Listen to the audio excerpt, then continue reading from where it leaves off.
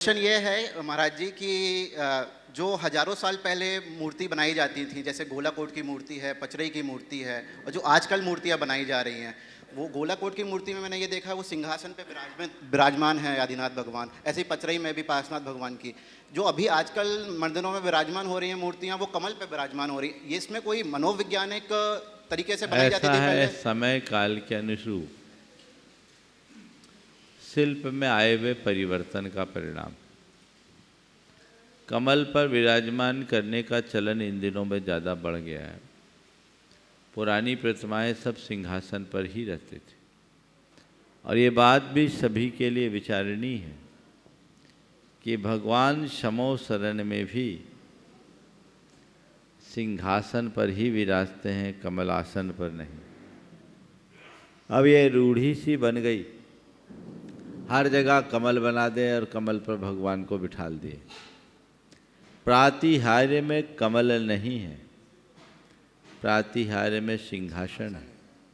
भगवान के नीचे सिंहासन होता है और उससे 4 अंगुल ऊपर अधर में भगवान विराजमान होते हैं।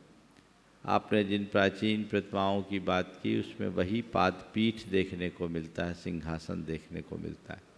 शिल्प और कला के अनुरूप समय समय पर परिवर्तन होता रहा।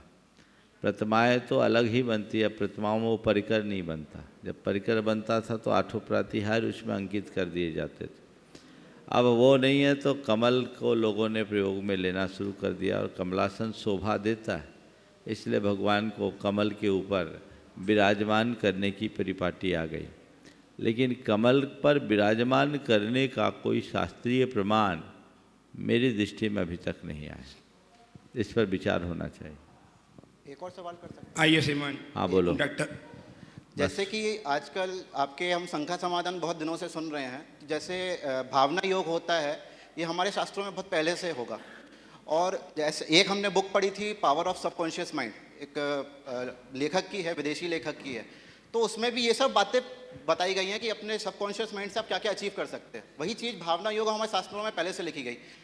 हमें ये चीज़ नहीं पता थी एज अ चाइल्ड, हमें नहीं पता था ये, मगर अब जब से हम भावना योग देख रहे हैं या आपको सुन रहे हैं तो पता चल रहा है तो हमारे शास्त्रों में हजारों सालों से हैं। तो आने वाली पीढ़ी के लिए हम लोग ऐसा क्या वातावरण बनाएं, हमारे आने वालों के लिए क्या वातावरण बनाएं कि हमें इंग्लिश राइटर्स का ना देखना पड़े, हमारे शास्त्रों में जो लिखा है वो तो बहुत अच्छा लिखा है।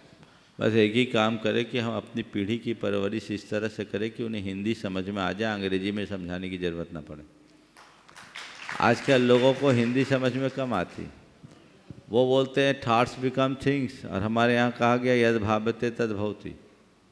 काश हम इन बातों को समझते। मूलतः हमारी ही चीज़ें पश्चिम में गई है, और वहाँ से जब लौट कर आती है तो हम लोग उसके प्रति आकर्षित हो जाते हैं। अपने मूलभूत तत्वों को हम समझ करके चले तो हमारे जीवन की सारी दुविधाएं खत्म हो जाए।